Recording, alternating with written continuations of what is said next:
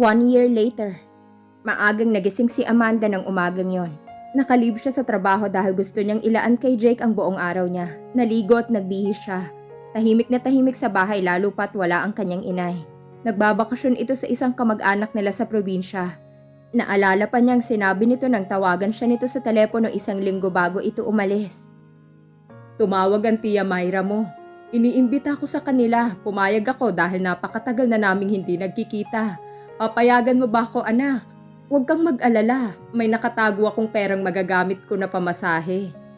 Sinong kasama niyo? Natawagan ko na si Brandon at pumayag siyang ihatid ako. Base sa boses nito halatang masaya ito. Kaya walang dahilan para hindi niya payagan ito. Tutal ay may kasama naman ito. Umalis ito ng nagdaang araw. Wala itong kaidi-idiyan na may balak siyang iregalo sa kasintahan niyang si Jake ang tsak niyang hindi magugustuhang malaman nito. Lumabas siya ng kwarto, dala ang bag na inihanda na niya bago natulog ng nagdaang gabi. Nag-almusal siya. Ang usapan nila ay susunduin siya ng driver nito at ihahatid sa lugar kung saan sila mamamalagi. Kakatapos lamang niyang maghugas ng mga pinagkainan nang may bumusina sa labas ng kanyang bahay. Binitbit niya ang kanyang bag, lumabas ng bahay at saka inilak ang pinto niyon. Nilapitan siya ni Mang Raul at kinuha sa kanyang bag niya. Good morning ho, bati niya rito. Good morning ma'am, handa na ho ba kayo? Oho. Amanda! Napalingon siya, kinakawayan siya ni Danny. Nasa bintana ito ng bahay nito, kumaway rin siya. Nasa banda pa roon ang bahay ni na Stephanie, pero natatanaw niya mula sa kinatatayuan ng kantina nito. Nagtataka siya nang makitang sarado yun. Kahit linggo'y nagbubukas ito. Kakwentuhan niya ito ng nagdaang gabi pero wala itong nabanggit na magsasara ito sa araw na ito. Wala na siyang oras na magtungo roon at magtanong. Sumakay siya sa kotse. Nang madaanan nila ang bahay nito ay saradong-sarado rin yun. Inisip na lamang niya na sabay-sabay na nagsimba ang buong pamilya nito. Muli niyang itinuon ang isip kay Jake. Sa tuwin ay napapangiti siya kapag naaalalang magagandang bagay na nangyari sa kanila sa loob ng nagdaang taon. Confident na ipinangako niyang gagawin niya ang lahat para mapatunayan dito at sa mga nakakakilala rito na swerte ito sa pagmamahal niya. Pero kinabukasan ay nag-alinlangan din siya. Naisip niya na kung posible mang magkasama sila habang buhay. Posible ring mabigo ang kanilang relasyon at mawala ito sa kanya. Natatakot siya sa realisasyong yun. At sa paglipas ng mga araw, ay lihim na dinamdam niya yon. Hindi nagtagal at na-realize niyang walang basehan ang takot niya. Ang bawat sandaling kasama niya ito ang nagpatunay sa kanya na wala siyang dapat ipag-alala. Taglay nilang pag-ibig na walang sinusukat o kinikilingan. Kapag hindi sila magkasama, nag-iinit ang kanilang cellphone sa tagal ng kanilang pag-uusap. Kapag magkasama naman sila, mahahalata sa mga kilos at pananalita nilang labis na pagmamahal sa isa't isa. Kung noong una kinakabahan siya sa pinaplano niyang gawin, ngayon ay hindi na, kasi hindi rin naman nasusunod ang mga plano niya. Sinusunod lamang nilang idinidikta ng pagkakataon at ng kanilang mga damdamin. Minsan nga inabutan sila ng ulan sa isang parke. Sa halip na tumakbo at sumilong, isinayaw pa siya nito sa gitna ng ulan, habang parang mga batang nagtatawanan sila. Sa nakalipas na 1 taon, kinilala nito ang mga taong malalapit sa kanya. Mahigpit din ang bilin niya sa kanyang pamilya na huwag hihingi ng tulong na pinansyal kay Jake. Dahil may utang pa siyang binabayaran dito. Pero nagawa nitong tulungan sa ibang paraan ang mga kuya niya gaya ng pagre-rekomenda sa mga ito sa trabaho, pag-iimbita sa mga ito sa mga seminars tungkol sa self-improvement, at kung paano mag-manage ng pera. Mukhang epektibo naman dahil nakikita niyang nagiging responsable ang mga ito. Tinutulungan pa siya ng mga ito sa paghuhulog sa utang niya. Hindi naman nila yun na pag-uusapan ni Jake pero determinado siyang bayaran ito. Naghahanap siya ng trabaho nang hindi humihingi ng tulong dito. Natanggap siyang teller sa bangko. Hindi niya yun sinabi rito kaya sa kauna-unahang pagkakataon ay nagtampo ito sa kanya. Naging matigas siya sa kanyang desisyon. Gusto niyang kumita sa sariling paraan. Inunawa na lamang siya nito. Ang pangalawang dahilan ng pagtatampuhan nila ay nang tanggihan niyang mga regalo nito sa kanilang mag-iina. Basta na lang itong nagdala ng aircon sa bahay nila. Pagkatapos nitong marinig na nagrereklamong inay niya sa init. Nag-attempt din ito na ibili sila ng bagong bahay sa ibang lugar. Minsan naman ay may dala itong bagong kotse. Paborito niya ang kulay neon, violet. Nang magtama ang kanilang mga mata at ngitian siya nito, nakuha na niyang mensahe niyon. Umiling siya. Bumuntong hininga naman ito at pagkatapos ay iniuwi ang dalang kotse. Pero lalo niyang minahal ng lihim ito. Hindi ito huminto sa pagbibigay ng mga regalo sa kanya at sa buong pamilya niya. Nakakatawa dahil minsang nasa trabaho siya. Pinalagyan nito ng bathtub ang kanilang banyo. Kumpleto pa yun sa mga accessories at toiletries. Kaya tuwing magkikita sila ginagamit niyang mga bath accessories para maamoy siya nito. At maparusahan na rin. May agreement sila na hanggat hindi sila na ikakasal, hindi niya isusukong iniingatan. Nakagat niya ang kanyang labi. Nakatakda niyang sirain ang kasunduang yon. Ilang beses na silang muntik na makalimot. Gustong-gusto niya ang mga halik nito. Palagi siyang na-excite sa mga yakap nito na parang isa yung paboritong pagkain na matagal na niyang hindi nakakain. Na-excite na siyang makita uli ito. Kailan nga ba sila huling nagkita? 2 days ago. May dinaluhan itong conference sa ibang bansa. Nang nagdaang gabi, tumawag ito sa telepono at nagkausap sila. Walang dudang miss na niya ito. Tumingin siya sa labas ng kotse. Tinatahak nila ang daan patungo sa mansyon ni Jake. Ilang beses na siyang nakarating doon. Sa bahay na yun din muli niyang nakaharap si Vanessa. Pero nakapagtatakang kakaibang Vanessa ang nakilala niya. Hindi na ito mataray gaya ng dati. Tahimik ito at hindi mapanghusga. Dama niyang pagtanggap nito sa kanya. Nabalitaan niyang nagtungo ito sa Europe. Hindi pa rin ito umuuwi mula noon. Pero alam niyang may komunikasyon dito si Jake dahil nababanggit yun sa kanya ng lalaki. Masaya siya para dito. Mukhang gumagaan ng mga pasanin nito. Mukhang nagiging mabuti na ang buhay nito. Natigil ang pag-iisip niya nang huminto na sila sa tapat ng gate ng mansyon. Nang unang makarating ang buong pamilya niya roon, kaarawan yun ni Jake. Gilalas na gilalas ang mga ito. Matagal na siyang naaasiwa sa posibilidad na kapag sila ang nagkatuluyan ni Jake, makakaranas na siya ng kasaganaan na ni sa hinagap ay hindi niya inaasahan. Dito ka titira anak kapag ikinasal na kayo ni Jake? Tumingin siya sa kanyang ina. Nasa mukha nitong pagkamangha. Naawa siya rito. Anong ako lang ho? Magkasama tayo sa hirap, inay. Hindi ko kayo iiwan saan man ako magpunta. Niyakap siya nito sa labis na tuwa. Pumasok ang kotse sa electronic gates. Sinalubong sila ng katahimikan. Tinahak nilang mahabang driveway hanggang sa huminto sila sa front door. Bumukas ang pinto. Pero sa halip na si Jake ang lumabas, si Vanessa ang nakita niya. Nagtaka siya. Kung hindi siya tinawag ng driver, hindi pa siya kikilos para bumaba. Hi ate! Magiliw na bati sa kanya ni Vanessa nang magkaharap sila. Niyakap siya nito at tinalikan sa kanang pisngi. Pagkatapos ay hinila siya nito paakyat sa pasyo. Ang sabi ni kuya, ako ang mag-a-assist sa'yo. I'm supposed to guide you to a room and get you ready for the day. Kaya halika na. Anong binabalak ni Jake? Anong sorpresa nito? Bigla siyang kinabahan. Nasaan si Jake? Tanong niya. Somewhere in here. Lumingali nga ito sa kabahayan. I'm not sure exactly kung saan, but he's here. Don't worry. Habang umaakyat sila sa hagdan, pilit niyang kinakalmang kanyang sarili. Kahit kailan ay hindi siya natakot sa mayayamang kaibigan at kakilala niya.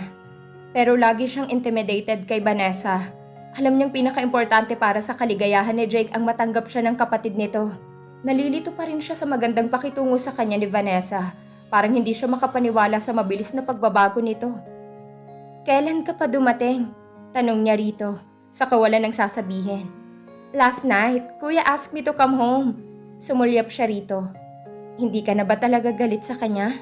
Tumingin ito sa kanya. Nabasa niyang guilt sa magandang mukha nito bago ito ngumiti at bumuntong hininga.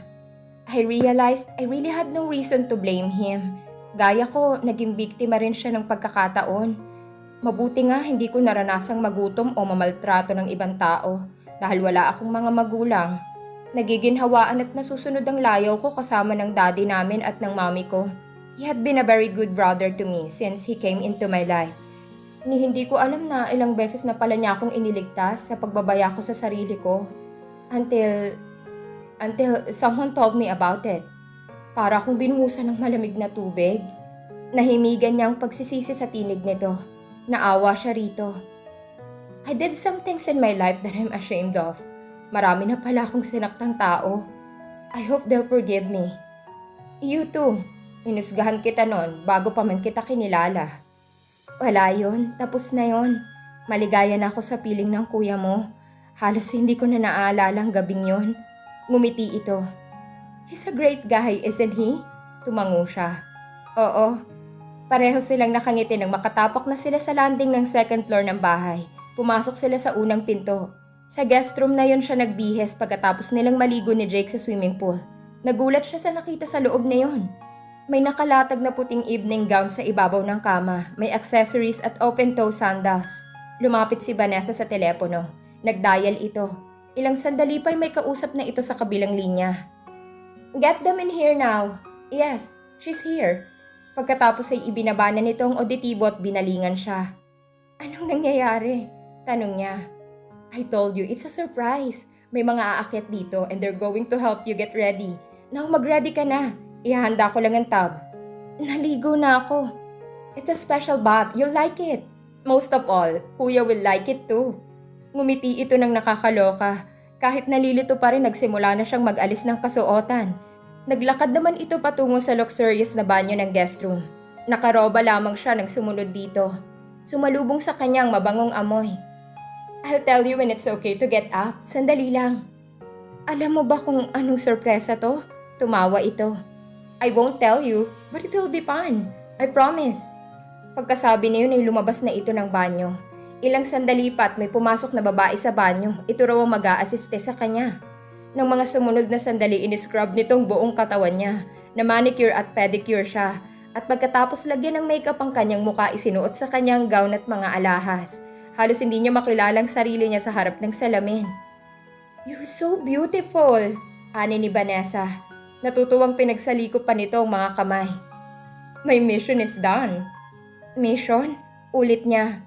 "Kuya told me I have to make you look very beautiful so that anyone who sees you would think he's the luckiest man alive.